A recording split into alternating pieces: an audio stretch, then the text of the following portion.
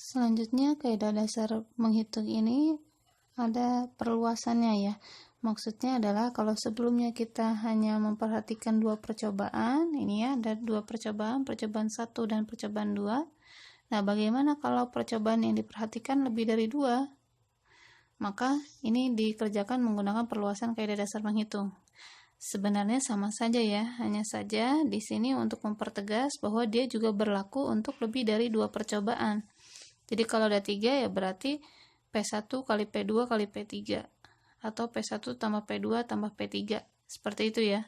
Pada dasarnya sama. Sama kalau untuk yang perkalian itu identik dengan kata dan alias percobaannya terjadi secara simultan atau serempak.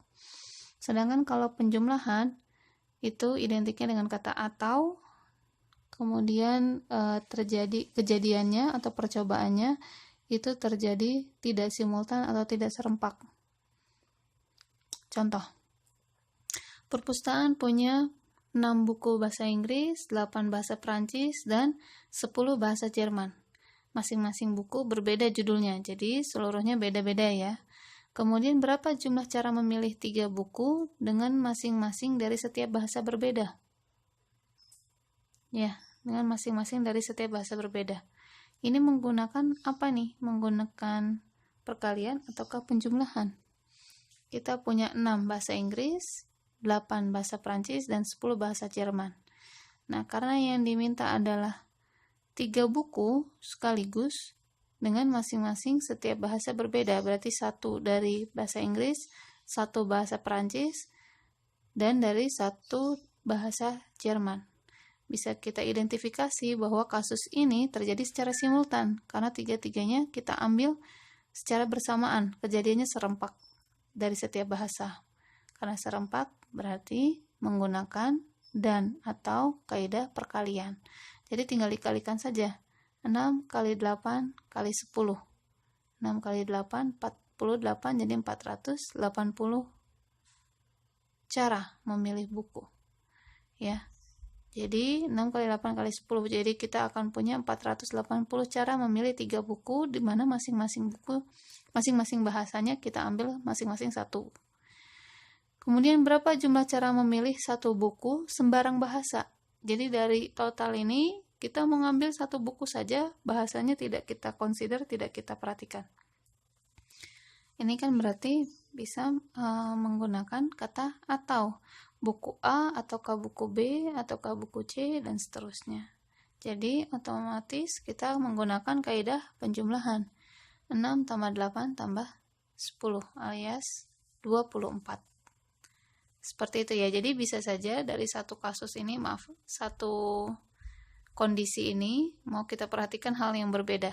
Tadi kalau mau memilih 3 buku menggunakan perkalian, kalau mau memilih 1 buku menggunakan penjumlahan. Kemudian soal berikutnya adalah, misalnya di sini kita bit biner isinya adalah nilai 0 dan 1. Nah, ditanyanya adalah berapa banyak string biner yang bisa kita bentuk jika panjang stringnya adalah 5 bit. Jadi ada 5. Ini kan 1 bitnya 1 kotak ya. Nah, kalau 5 bit berarti masing-masing kotaknya bisa diisi berapa nih? Ada 5 kotak. Dan masing-masing kotaknya itu bisa kita diisi dengan 2 kemungkinan, yaitu nilai 0 atau nilai 1. Tapi ini terjadi serempak 5 bit ini. Bit pertama dengan bit kedua ini terjadi serempak sampai bit yang kelima. Jadi tidak mungkin mereka berdiri masing-masing atau menggunakan kata atau ya, alias terpisah tidak simultan. Ya, tidak mungkin ya, karena 5 bit ini dia pasti serempak bersamaan, muncul 5-5-nya. Dan masing-masing bit itu terdiri dari 2 kemungkinan, yaitu 0 dan 1. Maka di sini jadilah 2 pangkat 5 sama dengan 32. Atau yang kalian kenal, misalnya diminta untuk menghitung berapa banyak string biner untuk yang 8 bit. 8 bit ini sering kita kenal sebagai 1 byte. 1 byte itu isinya adalah 8 bit. Seperti ini contohnya ya. Ini 1 byte, yang bitnya ini isinya. Nah, ini ada 8 kotak. Karena ada 8 kotak, masing-masing kotak punya 2 kemungkinan, maka terjadilah ini perhitungannya menjadi 2 pangkat 8 atau sama dengan 256. Seperti itu ya. Jadi tadi terjadi bersamaan secara simultan setiap bitnya ya, karena mereka saling harus muncul secara bersamaan, maka menggunakan perkalian. Nah, yang dikali apanya nih? Kemungkinannya. Ya, setiap bitnya, setiap kotaknya punya berapa kemungkinan? Yaitu 2. Kenapa 2? Karena dia bisa memilih antara 0 dan 1. Ada 2 kemungkinan. Nah, selanjutnya ini soal yang tadi dijadikan contoh kombinatorial ya, contoh kasus kombinatorial. Pertanyaannya, sebuah password sistem komputer panjangnya 6-8 karakter. Karakternya boleh angka atau huruf. Berapa banyak kemungkinan password yang bisa dibuat? Nah, di sini jumlah karakter password itu adalah karena huruf, dia berarti terdiri dari 26, A sampai Z. Dan kalau angka berarti ada 10, yaitu dari 0 sampai 9. Jadi total satu kotak password ya, kalau misalnya untuk yang 6 karakter ya, satu karakter password itu total kemungkinannya adalah 36.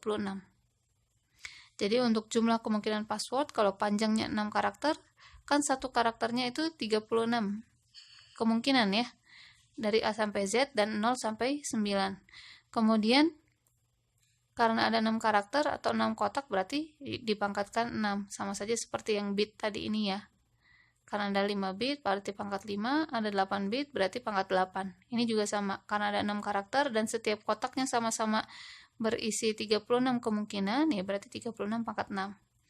Kalau panjangnya 7 karakter berarti 36 pangkat 7, panjangnya 8 karakter ya 36 pangkat 8. Nah, jumlah seluruhnya baru ditotal. Kenapa ditotal menggunakan penjumlahan?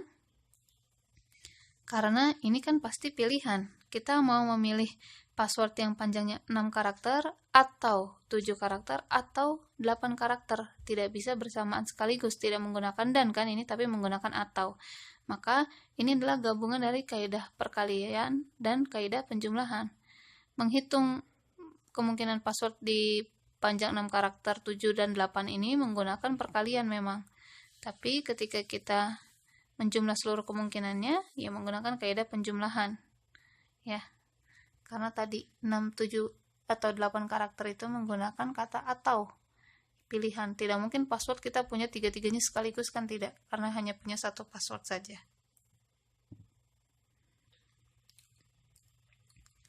Untuk soal yang nomor 4, kita punya 5 huruf A, B, C, D, dan E. Berapa jumlah pengurutan 5 huruf jika tidak boleh ada huruf yang berulang? Nah, ini kita selesaikan di kertas ya. Ya, ini ya.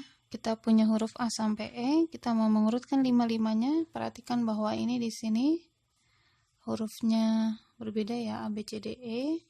Nah, kita mau mengurutkan, ditanya berapa jumlah pengurutannya jika tidak ada huruf yang berulang.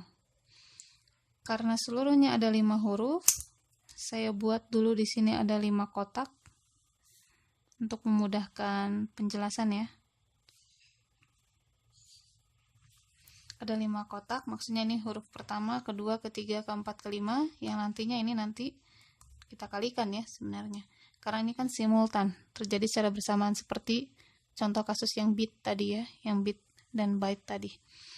Baik, karena tidak ada huruf yang berulang, berarti di sini di kotak yang pertama, kemungkinan yang pertama ini total dari 5 huruf berarti akan ada 5 kemungkinan. Seperti itu ya. Kemudian untuk kotak yang kedua, untuk huruf yang kedua, apapun yang ada di sini kan tidak mungkin digunakan di kotak yang kedua ini ya, di huruf yang kedua ini ya, karena tidak boleh berulang kan, tidak ada huruf yang berulang. Maka dari 5 ini sudah terpakai 1 di sini, sisa 4. Dari 5 sudah terpakai 2, berarti di sini sisa 3. Dari 5 sudah terpakai 3, berarti di sini sisa 2 dan di sini sisa 1. Ya, jadi karena di sini sudah terpakai 4 dari 5, berarti ini kan di sini tinggal sisa 1. Ini kita kalikan semuanya. 5 kali 4 kali 3 kali 2 kali 1. 20 kali 6, 120. Jadi ini adalah kalau tidak ada huruf yang berulang. Sedangkan kalau boleh berulang bagaimana? Nah, kalau boleh berulang itu kasusnya sama seperti byte tadi ya. Kita menghitung bitnya 2. Nah, misalnya 5 kotak ini. Kalau boleh berulang, berarti kotak yang pertama itu punya 5 kemungkinan. Sama seperti kotak yang kedua, ketiga, keempat, dan kelima. Ya, karena boleh ada huruf yang berulang. Di sini A, B, C, D, E boleh dipakai. Di sini misalnya dipakai A, di sini mau dipakai A lagi, juga tidak masalah. Jadi dia tetap punya 5 kemungkinan. Ya, tapi kalau yang tidak berulang, maka dia akan bentuknya seperti ini. Nah, ini kalau ini yang untuk yang boleh berulang. Berarti kita akan punya 5 pangkat 5 ya. 5 pangkat 5 adalah 3125. Seperti itu. Kemudian, bagaimana dalam soalnya ada ketentuan yang lain lagi. Misalnya, pertama ketentuannya tidak boleh berulang. Ya, tidak boleh berulang. Kemudian awalan hurufnya itu harus A.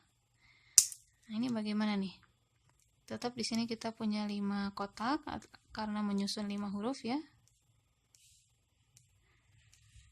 Nah, karena huruf depannya itu harus A, kita asumsikan di sini adalah A kan, alias berapa kemungkinan A itu? A doang ya, berarti 1 kemungkinan. Dari 5, A-nya sudah dipakai. Berarti di sini sisa 4. Karena tidak boleh ada yang berulang kan ya. Kemudian dari 4 ini, dari 5 ini A sudah dipakai, di sini sudah dipakai 1, entah itu apa, terserah apa hurufnya ya, maka sudah berkurang 2 dari 5, di sini menjadi 3. Dari 5 sudah dipakai 3, sisa 2. Dari 5 sudah dipakai 4, sisa 1. Hasilnya adalah ya ini dikalikan seluruhnya, yaitu sama dengan 24. Yang terakhir, bagaimana kalau tidak berulang, tapi ketentuannya malah tidak diawali oleh huruf A. Ya, kalau yang tadi adalah awalannya huruf A, ya, kalau yang ini tidak diawali huruf A.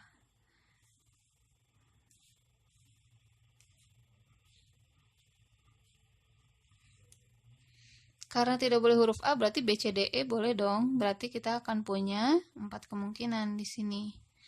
Nah, dari 5 huruf sudah terpakai 1. Kalau yang di belakang-belakangnya nih huruf A kan boleh ya. Jadi tetap dihitung. Di sini dari 5 sudah dipakai 1, berarti sisa 4, sudah terpakai 2, sisa 3, sudah terpakai 3, sisa 2, sudah terpakai 4, sisa 1. Ini kita kalikan. Hasilnya adalah sama dengan 96. Seperti itu ya. Jadi harus bisa membaca kasusnya secara perlahan ya, secara detail. Ini tidak diawali huruf A dan tidak berulang. Ya, seperti itu.